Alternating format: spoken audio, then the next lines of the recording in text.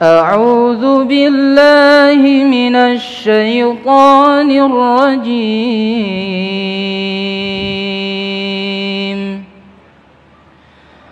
بسم الله الرحمن الرحيم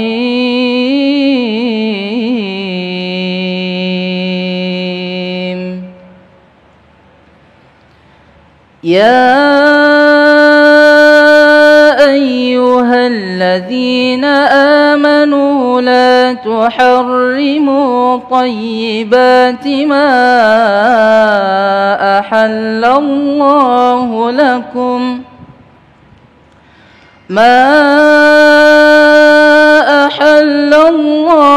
لكم ولا تعتدوا إن الله لا يحب المعتدين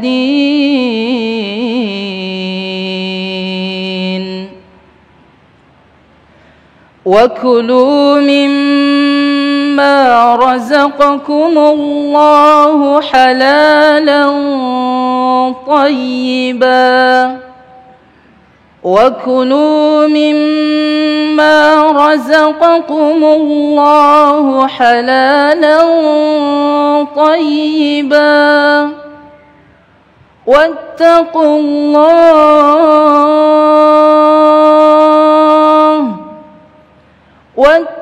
الله الذي أنتم به مؤمنون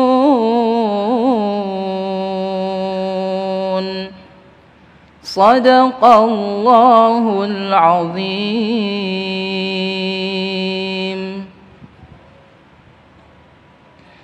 Bismillahirrahmanirrahim. Assalamualaikum warahmatullahi wabarakatuh. Alhamdulillahirabbil alamin. Allahumma shalli ala sayyidina Muhammad wa ala ali sayyidina Muhammad. Puji syukur kepada Allah yang kembali mempertemukan kita dalam majelis ilmu damai nusaku yang kembali disiarkan secara langsung dari Masjid Darussalam Kota Wisata Ciangsana Gunung Putri Bogor. Dalam kesempatan kali ini kita akan mengangkat tema yang tentu saja berkaitan dengan hal yang kita lakukan di setiap hari berkaitan dengan makanan. Makanan tidak sekedar halal, tetapi kita harus perhatikan unsur makanannya dan bagaimanakah cara kita mendapatkan makanan tersebut. Itulah yang kita bahas dalam kesempatan kali ini bersama guru yang kita cintai. Alhamdulillah telah hadir bersama kita Ki Haji Sumarno Syafi'i dan insya Allah nanti Ki Haji Khalil Nafis akan menyusulnya.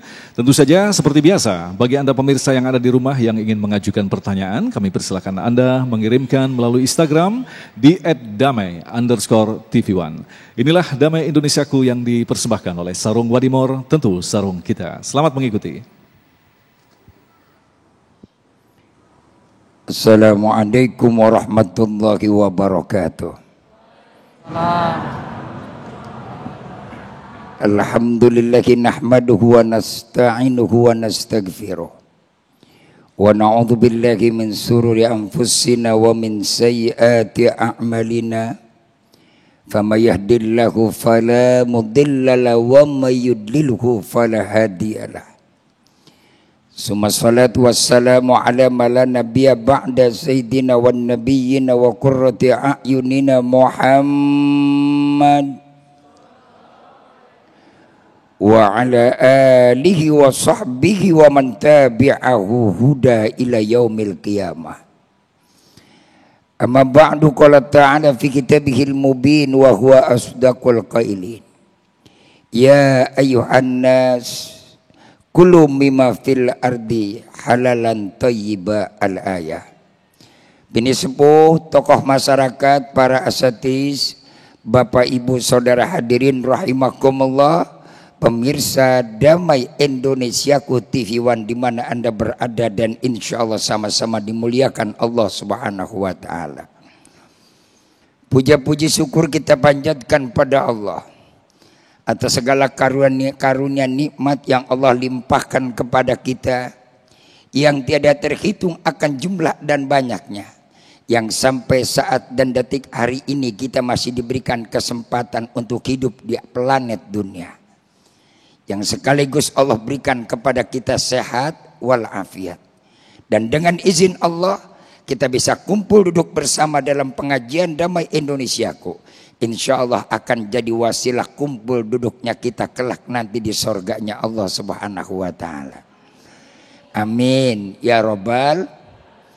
Ibu bapak saudara hadirin rahimakumullah, para pemirsa Damai Indonesiaku di mana Anda berada. Tak terasa waktu berjalan begitu cepat. Tinggal menghitung hari kita akan datang tamu yang Allah berikan kepada kita di bulan Ramadan. Mudah-mudahan Allah berikan kita panjang umur. Kita ketemu dengan bulan Ramadan, bulan yang dinanti oleh kita semua. Bulan menjadi penghapus daripada salah dan dosa kita. Sekaligus kelak nanti bulan Ramadan adalah bulan kita berinvestasi untuk kita menghadap kepada Allah, baik di alam barzah maupun nanti kita menuju surganya Allah Subhanahu wa ta'ala. Bersyukur kita jadi umat Rasul yang memiliki konsep ajaran yang begitu sempurna. Sampai-sampai bukan saja urusan ibadah, urusan makan kita pun ditata, diatur oleh Allah Subhanahu wa ta'ala. Apa kaitan urusan makan dengan hidup? Sebab hidup butuh makan, tapi makan bukan untuk hidup. Ingat, hidup butuh makan, tapi yang namanya makan bukan untuk hidup. Karena makan adalah merupakan kebutuhan kita di dalam kehidupan. Dan hidup kita bukan semata-mata untuk makan. Maka bagaimana Allah mengatur tatanan cara kita sebagai manusia, makhluk yang sempurna, agar memiliki perbedaan dengan makhluk-makhluk yang lain. Kalau kita lihat tumbuhan makan, hewan makan, manusia juga makan. Namun yang dimakan oleh tumbuhan tidaklah sama seperti yang dimakan oleh hewan. Yang dimakan oleh hewan kadang ada yang sama oleh manusia, tapi banyak yang berbeda. Karena itu Allah dalam Al-Quran, dalam surat Al-Baqarah tadi jelas mengidentikan, memberikan satu penjelasan kepada kita. Ya ayuhan nas, Allah panggil dalam Al-Quran bukan sekelompok manusia, tapi all of the people, yang namanya seluruh manusia. Artinya kan Quran ini berbicara global, bukan lokal, bukan hanya berbicara hanya satu kelompok dan golongan. Karena Al-Quran diturunkan untuk seluruh umat manusia. Ingat, Al-Quran diturunkan untuk seluruh umat manusia. Tidak ada pilih kasih. Apakah dia orang beriman, apakah dia orang kafir. Karena demi yang namanya menjaga kesempurnaan identitas fitrah manusia. Ternyata tidak lain dan tidak bukan berangkat dari mana? Asupan makanan. Kullu mimma fil ardi halalan thayyiba. Makan oleh kamu sekalian apa yang ada di dalam dunia ini. Yang Allah sediakan ini, apa yang ada di dunia boleh kau makan. Tapi dengan catatan halalan thayyiba. Yang halal, yang baik. Bu, mau yang baik apa yang mau nggak baik? Ya jelas kita beda dengan binatang. Kalau kita kepengennya yang baik-baik, tapi kadang-kadang ketika kita yang namanya udah terdorong dengan segala kebutuhan, lupa yang dengan segala nilai yang baik, yang pada akhir gilirannya terjebak. Maka di ujung ayat itu wala tattabi'u khutuwati syaitan. Jangan coba-coba kau dalam mencari urusan makan terjebak mengikuti langkah jejaknya setan. Karena terus dia akan menghancurkan nilai kesempurnaan kita. Nilai derajat kita di hadapan Allah Subhanahu wa ta'ala.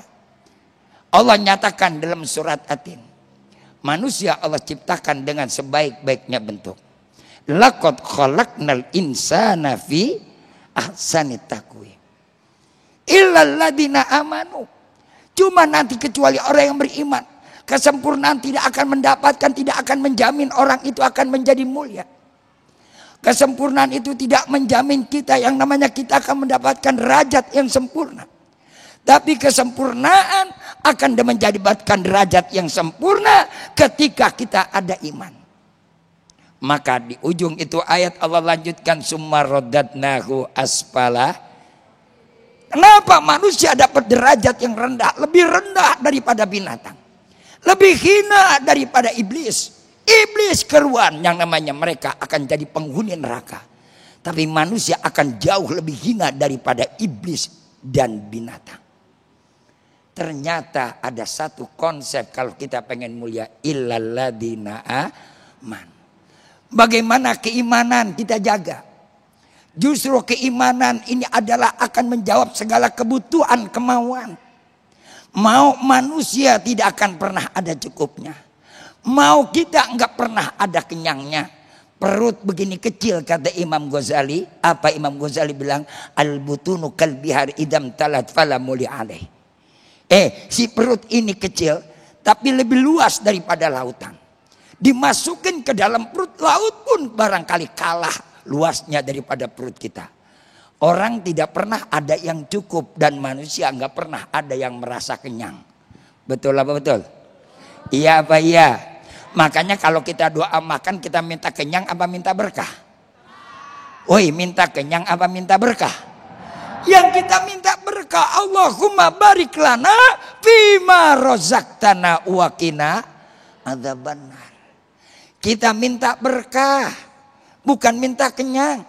Bukan kita minta energi. Energi perlu dengan makanan asupan. Tapi sadar asupan yang mana yang kita butuhkan. Tidak selamanya mereka yang bergizi itu akan baik buat kita. Gizi hanya baik buat fisik, tapi belum tentu baik yang namanya buat rohani. Manusia ini adalah makhluk jasmani dan makhluk rohani. Badannya seger, badannya sehat, badannya kuat, keker. Tapi akibat asupan yang tidak halal, asupan yang tidak baik, asupan yang tidak diridhoi oleh Allah, haram dia embat, yang kagak jelas dia sikat, maka nanti akan melahirkan energi yang negatif dalam kehidupan manusia. Al-aslu baqa'u makana ala makan. Asal ini akan kembali kepada asalnya. Bagaimana selanjutnya? Kita lanjutkan nanti pada segmen berikutnya. Baik, terima kasih Kiai dan pemirsa yang dirahmati Allah. Dalam segmentasi berikutnya nanti kita akan lebih dalam lagi memahami tentang halalan thayyiban dalam pandangan Islam. Tetaplah bersama kami, Damai Indonesiaku.